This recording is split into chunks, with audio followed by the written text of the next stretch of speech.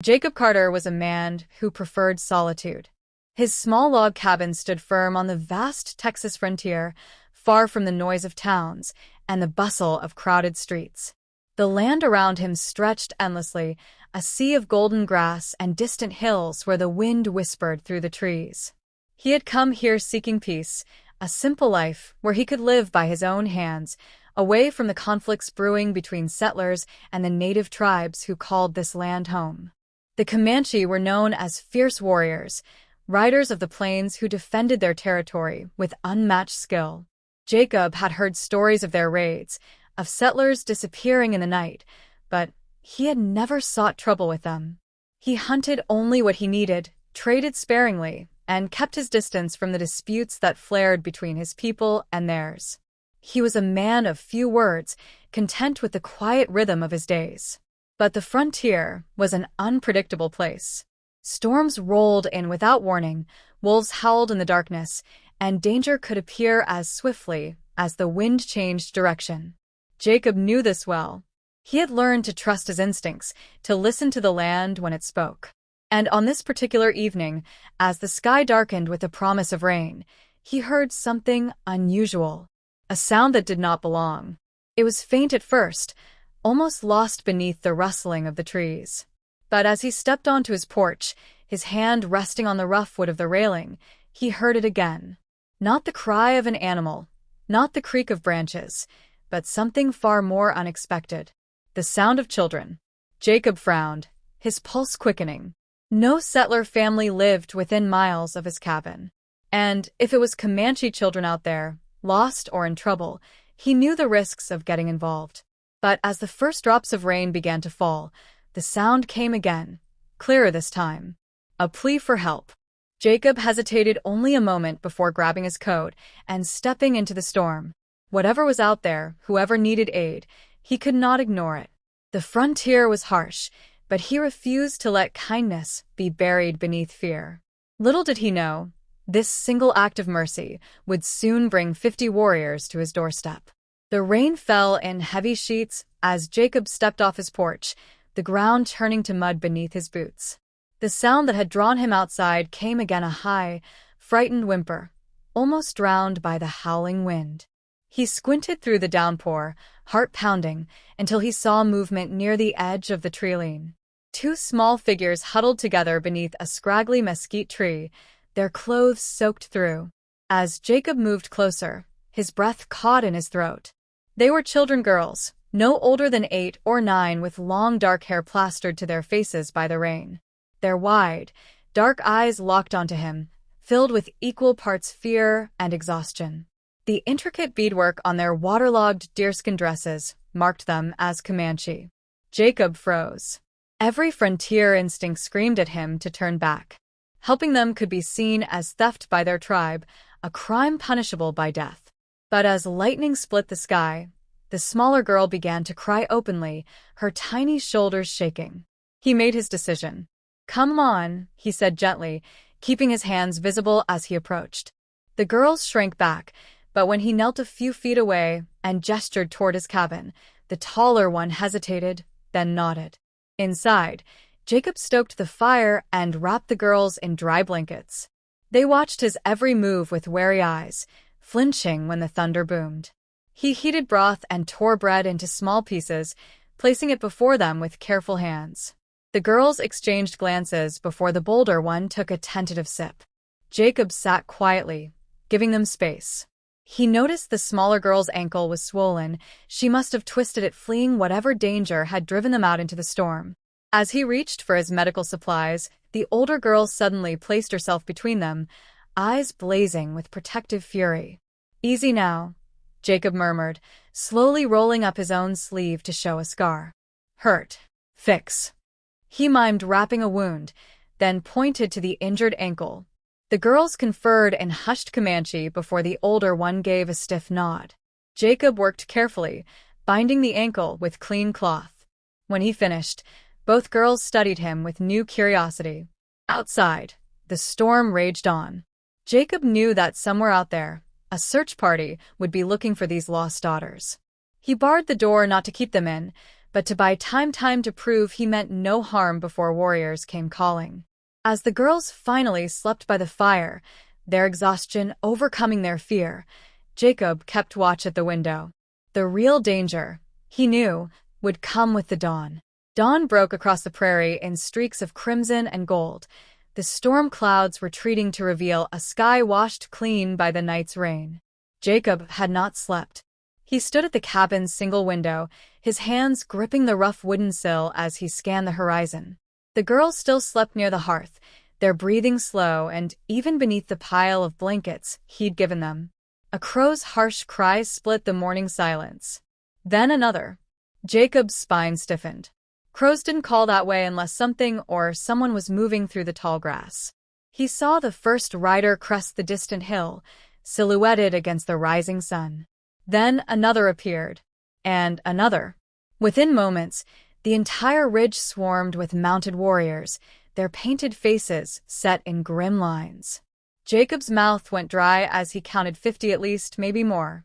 They moved with terrifying precision, fanning out to surround the cabin in a tightening circle. The lead warrior dismounted. Taller than the others, his bearing spoke of authority.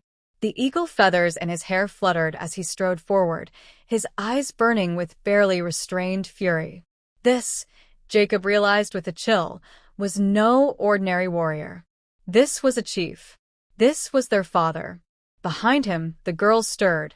The younger one whimpered at the sound of horses, her eyes going wide with recognition. Before Jacob could react, the older girl scrambled to the window, took one look outside, and cried out in Comanche. The response was immediate. A chorus of war cries erupted as warriors knocked arrows and leveled lances. The chief barked a command, and the cabin was surrounded, the warriors close enough now that Jacob could see the hatred in their eyes. Jacob knew he had seconds to live. His rifle leaned against the wall, useless against so many. Even if he could grab it, firing would doom the girls as surely as himself. He had one chance. Taking a deep breath, he slowly unlatched the door. The girls clutched at his shirt, but he gently pried their fingers loose. "Stay," he murmured, hoping they understood. Then, hands raised high and empty, Jacob Carter stepped out to face his death. The morning air smelled of wet earth and horse sweat. 50 weapons tracked his every movement. The chief took 3 swift strides forward until they stood nose to nose, close enough that Jacob could see the battle scars on the man's face, the flecks of gold in his dark eyes.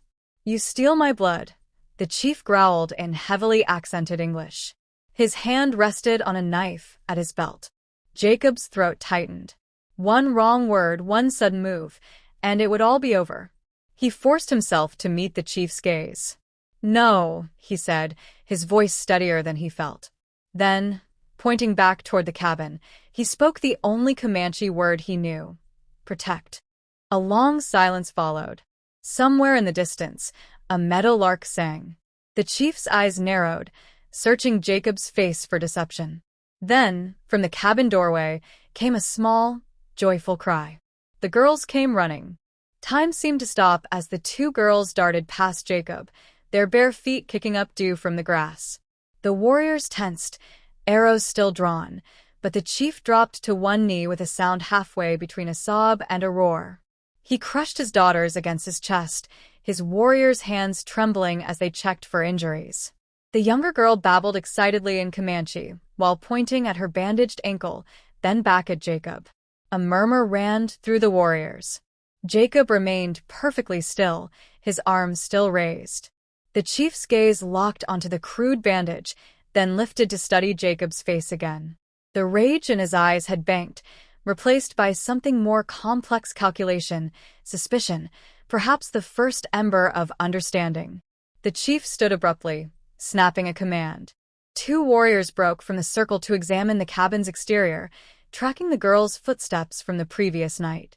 They returned, speaking rapidly, gesturing toward the storm-washed gully east of the homestead. The chief's jaw tightened as the pieces fell into place. The girls hadn't been taken. They'd been fleeing something. Without warning, the chief seized Jacob's wrist and turned his hand palm up. Calloused fingers probed the scars and ink stains a settler's hand, but not of fighters. The warrior sniffed Jacob's sleeve, smelling the medicinal herbs from the bandages, then the lingering scent of broth. His nostrils flared as he thrust Jacob's hand away. "Pale wolf gives shelter," the chief muttered in halting English. He turned to his daughters, speaking rapidly in Comanche. The older girl nodded vigorously, mimicking Jacob's careful movements the night before, how he'd warmed blankets by the fire, torn bread into small pieces, pretended to sip broth first to show it wasn't poisoned. A horse stamped impatiently. The warrior's arrows remained drawn but no longer aimed directly at Jacob's heart. The chief studied the cabin's sturdy door, the well-kept roof, the neat rows of herbs growing beside the step, the signs of a man who built to last, not to conquer. Suddenly, the younger girl tugged her father's arm, whispering urgently. The chief's expression darkened. He barked a question at Jacob, jabbing a finger toward the northern horizon. "Men," he demanded. "Blue coats. You warn." Jacob's stomach dropped. "Cavalry." If soldiers had scared the girls into the storm. He shook his head vehemently. "No soldiers here. Not for many moons." The warriors exchanged glances. The chief's eyes narrowed. Then, from the treeline, came a sound that made every warrior spin, the sharp cry of a red-tailed hawk, repeated 3 times. A scout's signal. The chief's face went stony. He snapped orders, and within seconds the warriors had formed a protective ring around the girls. The chief took one last, long look at Jacob before striding to his horse. But as he mounted, the older girl broke free and ran to Jacob. Before anyone could react, she pressed something small and warm into his hand, a carved rabbit figurine, its wood worn smooth from years of loving touch. Then they were gone, disappearing into the prairie like ghosts. Jacob stood alone in the sudden silence, clutching the little rabbit, understanding nothing except that the real danger had never been the warriors at his door. Somewhere out there, something had frightened a chief's daughters into a deadly storm. And whatever it was still coming. Jacob stood frozen in the morning light long after the last warrior had vanished over the ridge. The little wooden rabbit sat heavy in his palm, its smooth curves still holding the warmth of the girl's small hands. He turned it over carefully, examining the intricate patterns etched along its back, not mere decoration, he realized, but Comanche symbols. His limited dealings with the tribe told him these markings meant something. A message. Inside the cabin, the fire had burned low. Jacob stirred the embers absently as he studied the carving.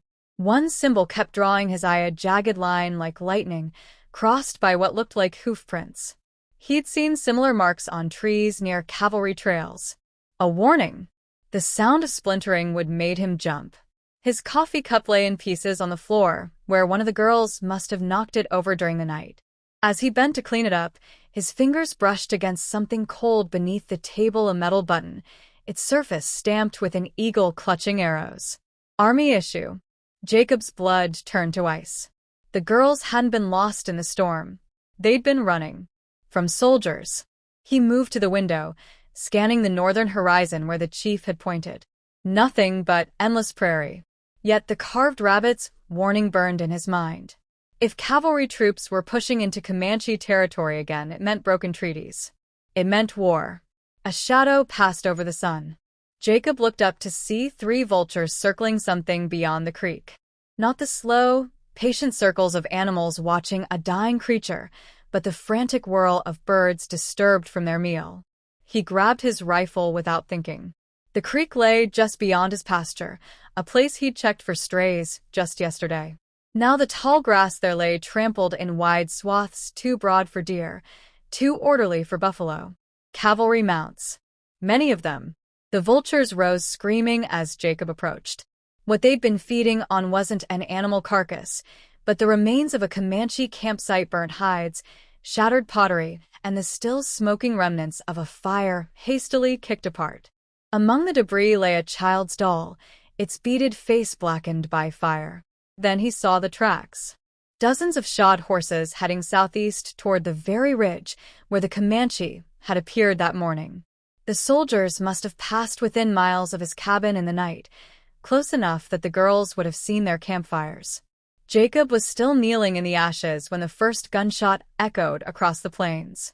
Distant but unmistakable, the sharp crack of a Springfield rifle, followed by the fainter pops of return fire. The battle had begun. The carved rabbit seemed to grow heavier in his pocket. Those girls hadn't just given him a gift. They'd given him a choice. Stay safe behind his cabin walls, or step into a war that wasn't his to fight. Somewhere out there, 50 warriors were riding into an ambush. And 2 little girls who trusted him were riding straight into the crossfire. Jacob was already running for his horse when the second volley rang out. Jacob's mare pounded across the open prairie, her hooves kicking up clods of damp earth as they followed the trail of trampled grass.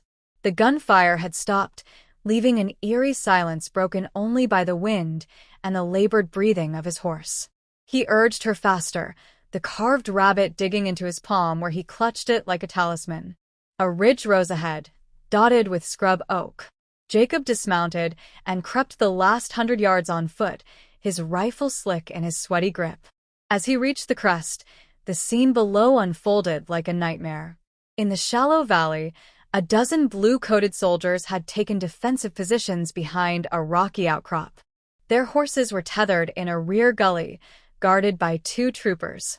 Across from them, Comanche warriors used the natural terrain for cover, their arrows finding deadly gaps in the soldiers' formation. But what made Jacob's breath catch were the scattered figures in between, women and children from the camp, caught in the crossfire as they tried to flee. Then he saw them. The 2 girls crouched behind a fallen cottonwood with their mother, the older one clutching her little sister tightly. Between them and safety lay 30 yards of open ground where bullets and arrows sang through the air. The chief was trying to fight his way toward them, but a soldier's shot sent his horse rearing, cutting him off. Jacob's mouth tasted of copper. He wasn't a fighter. He'd come west to escape violence, not step into its path. But as he watched an arrow strike one of the soldiers, a man no older than 20 who screamed for his mother as he fell, Jacob understood the terrible truth. There were no innocent sides here. Only scared men protecting what was theirs. He broke cover at a run, not toward the battle line but parallel to it, keeping low. A soldier spotted him and swung his rifle around, but hesitated at the sight of a white man. That moment cost him a Comanche arrow found his shoulder, sending him stumbling back. The girl's mother saw Jacob first. Her eyes widened in recognition, then narrowed in suspicion. The older girl tugged her sleeve, pointing at Jacob, while speaking rapidly. When he held up the carved rabbit, something unreadable passed across the woman's face. "Come." Jacob gestured urgently toward a dry wash that curved behind the soldier's position. "Safe path." The mother hesitated only a heartbeat before nodding. She whispered to the girls, then did something Jacob didn't expect. She pressed a leather pouch into his hand before gathering her daughters to run. The fighting intensified as their movement drew notice. Jacob laid down covering fire, not aiming to kill but to distract. A soldier's hat went spinning as his bullet clipped it. A warrior's shot went wide as Jacob's second round kicked up dirt at his feet. Then they were moving, all 4 of them, through the wash as bullets whined overhead. The little girl stumbled, and Jacob scooped her up without breaking stride. They reached the far side as the chief's warriors launched a diversionary charge, their war cries splitting the air. Behind a stand of juniper, the mother took back her daughter, her eyes searching Jacob's face. She spoke 2 words in halting English. "Blue coats come. Not just these soldiers. More. Many more." The leather pouch contained maps, crude but unmistakable, showing army positions and movement arrows converging on the Comanches' main winter camp. Someone had been scouting, planning. The gunfire died suddenly as the soldiers withdrew, carrying their wounded. The warriors let them go, turning instead to help their own. In that lull, Jacob met the chief's eyes across the battlefield. No words passed between them, but the message was clear. This wasn't over. The real storm was still coming. And Jacob Carter, who had wanted only solitude, now stood squarely between 2 colliding worlds. The carved rabbit in one pocket, army maps in the other, and a choice looming heavier than any rifle. The weight of the leather pouch burned against Jacob's hip as he rode hard for Fort Mercer. The maps inside showed a horror-in-the-making 3 cavalry columns converging on the Comanche winter grounds at Willow Creek. Women, children, elders. A slaughter waiting to happen. His mare was lathered white by the time the fort's gates loomed ahead. Sentries stiffened at his approach, rifles swinging to bear position. Jacob reined in sharply, holding up the army maps with hands that shook from exhaustion. "Lieutenant Graves." His shout carried across the parade ground. "I need to speak with Graves now." The young officer emerged from the commissary, coffee cup in hand. Recognition flickered across his face. "Carter? What in blazes? You're marching on Willow Creek at dawn." Jacob thrust the maps at him. "Call it off." Graves' expression hardened as he scanned the documents. "Where did you get these?" "Doesn't matter. There's women and children in that valley. You know what happens if orders are orders." Graves folded the maps with crisp precision. "The Comanches struck 3 settlements last moon. Colonel wants them broken."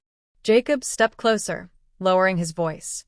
"Those strikes were hungry braves stealing cattle after soldiers burned their winter stores. I've seen the scorch marks myself." A muscle twitched in Graves' jaw.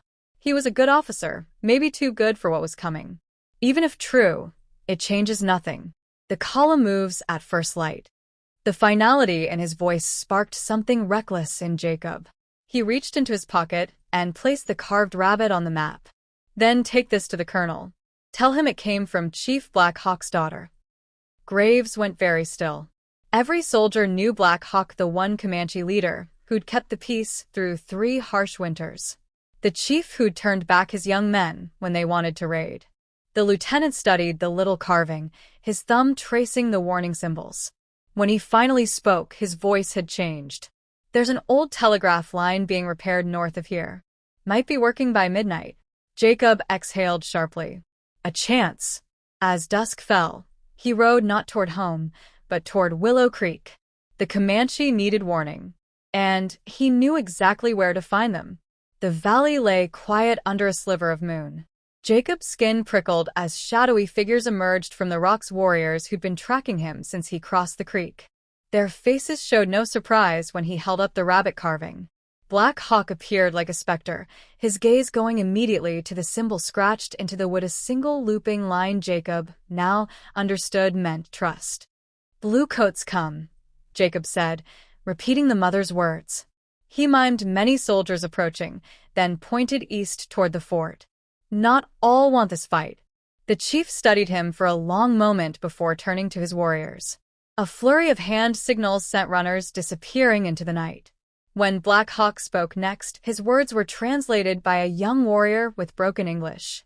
"You carry warning like brother. Stay. Fight with us." Jacob thought of his quiet cabin, his books, the life he'd built away from the world's violence. Then he thought of 2 little girls hiding under a mesquite tree. He reached for the rifle slung across his back. The first gunshots echoed at dawn, but not from the expected direction. Graves had done it. The cavalry column arrived hours late, their formation ragged from forced night marching. Enough time for the Comanche to vanish into the labyrinth of canyons, leaving only empty lodges and cold fire pits. Jacob watched from the high rocks as the frustrated soldiers milled about the abandoned camp. Only one officer seemed unsurprised, Lieutenant Graves, who carefully tucked something small into his pocket before ordering the retreat. When Jacob returned to his cabin days later, he found a new carving on his porch post: a wolf and a hawk flying together under the same sun. The meaning needed no translation. Winter came early that year, the harshest in memory. But for the first time in decades, no smoke stained the horizon where homesteads burned. No grieving mothers wailed in the night. Jacob Carter still lived alone, but he was no longer lonely. The carved rabbit sat on his mantel, the wolf and hawk post stood by his door, and sometimes, when the wind blew just right, he could almost hear the distant laughter of 2 little girls who taught him that courage wasn't about choosing sides, but about choosing what was right. The end.